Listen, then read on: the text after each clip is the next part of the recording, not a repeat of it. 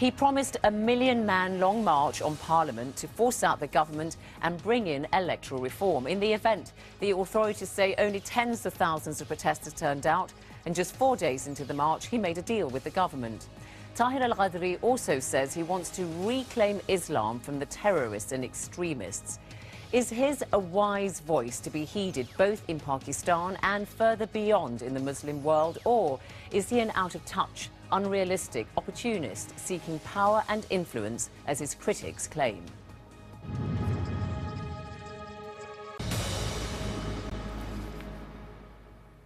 Mahammad Tahir al-Qadri in Lahore, welcome to Hard Talk. When you went back in December to Pakistan, you said you wanted to save the state. Save it from what exactly? Whatever I said, I mean that the Pakistan is known to be an Islamic Republic of Pakistan. This was formed for democracy, for rule of law, for equality of law, for socio-economic justice, for protection of human rights. But nothing has been delivered up till now according to the Constitution of Pakistan to the people, and nothing has been delivered as the fruits of democracy to the people. And the government is totally failed to establish to stabilize the institutions, to establish the writ of the government in different areas of Pakistan, and to eradicate extremism and terrorism from our land. And Pakistan has rather become a threat to the neighbor countries and threat of the whole world because of the import of terrorism and export of terrorism. So we have become a sinking ship. All right, but you so we said need democracy to restabilize. Okay, but how many people agree with you, Dr. al-Qadri? Because you said you wanted to turn Islamabad into Tahrir Square. You said you wanted a mass protest movement outside Parliament. Where is it? There's nobody there. Yeah, the problem is that when we started from Pakistan, Punjab, about 20 to 25,000 buses which were booked by the government of Punjab, they pressurized the people and transporters, and their advance money was given back. All bookings were cancelled. They captured their routes, licenses, and their permits. The police captured from the owners, and their tires were punctured, and there was totally all roads all over the Punjab were blocked. So people had to go to Islamabad on different trucks, on their own, in the form of brides and bridals, just hiding from going to different routes. So instead of these things, hundreds of thousands of people were successful to reach there. You say hundreds of thousands. Can I just say, you say hundreds of thousands, because you know the authorities in Pakistan have a very different figure. The Pakistan Intelligence Bureau says 40,000 people turned out for your protests. The Islamabad police say 35,000, and other intelligence agencies say, okay, maybe 50,000. Very big figure, difference in the figure. I'll tell you about the Pakistan. When the intelligence agencies and these police, when they say 10, you imagine it is 100. This is their practice. They always tell lie. Whenever they mention 20, it means it is 200. This is their practice. This is the norms which have been given to them. And they are not allowed to mention the real figures because they would be caught by the officers that how did you allow the people, why did you allow the people to come here or to arrive here in such a large number? They are not reliable. That's your opinion. We have to rely on many other newspapers. All right, I'm sure that the difference there will remain. Why are you calling for a regime change of a democratically elected government? The Pakistan People's Party, of course the party of the late Benazir Bhutto, won the elections fair and square in 2008. No, we don't want. I never wanted to topple the government. That's why we waited for whole 5 years, so that they may complete their tenure, and the mandate of 5 years which they got through the so-called election they should complete, and they may be enabled to deliver whatever they can deliver. But unfortunately, every single day, dozens and 20s of the dead bodies are falling on the land. Terrorist attacks are everywhere. No protection of life. The dead bodies were there for 4 days in Quetta. There is nobody to bury them. There is no law and order situation. People are not getting food. People are not getting education. There are no facilities of health. No investment on social sector. No stability in democracy.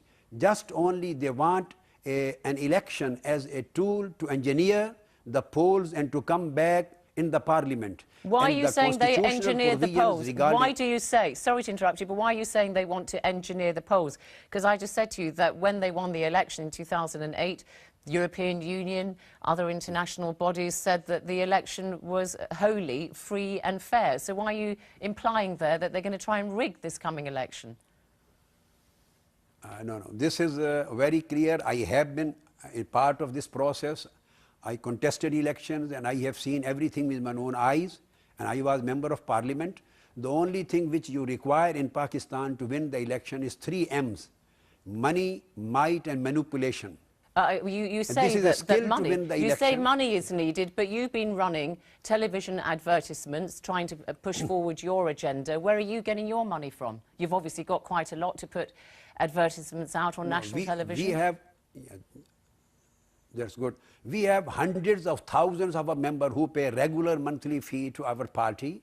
And in Pakistan and outside overseas Pakistani, whenever there is an event, we have built universities here by spending millions of rupees. We have established from 600 to 1,000 schools with our own resources. We have established the orphanage for 1,000 orphan boys.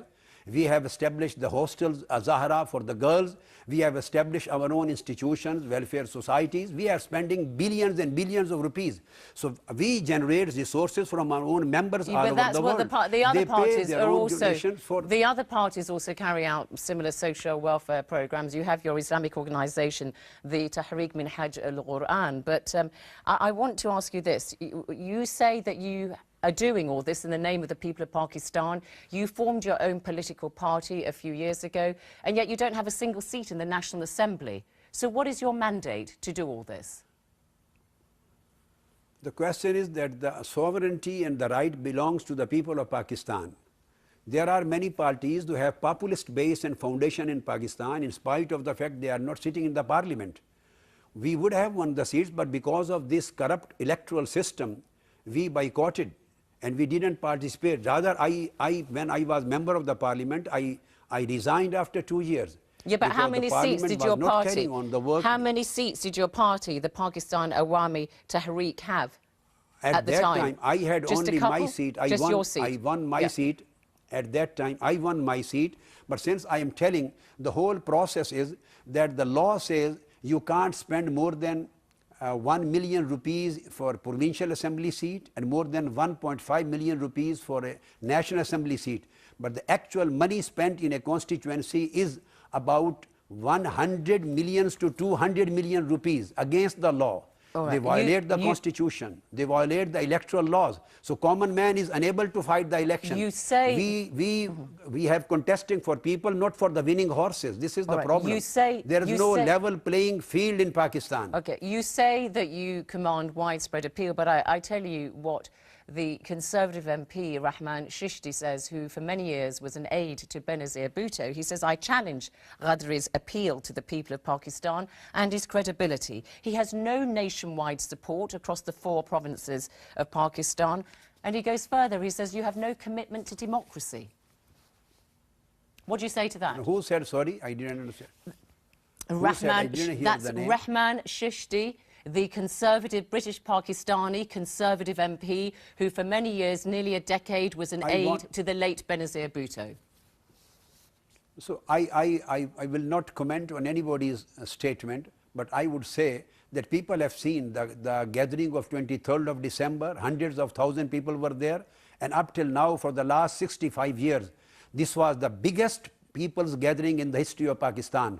You can read the newspapers, any newspaper, Urdu or English, has not claimed that any other gathering, even by Imran Khan or by Benazir Bhutto, any other gathering except this was bigger than this. No newspaper and TV station. No, I have to just challenge that, because when Benazir Bhutto went back in October 2007, just before she was assassinated, Pakistan People's Party said 3 million turned out to meet her. When her son Bilawal Bhutto Zardari spoke recently in Sindh, again, hundreds of thousands turned up, and as I said, you only had tens of thousands turn up for you.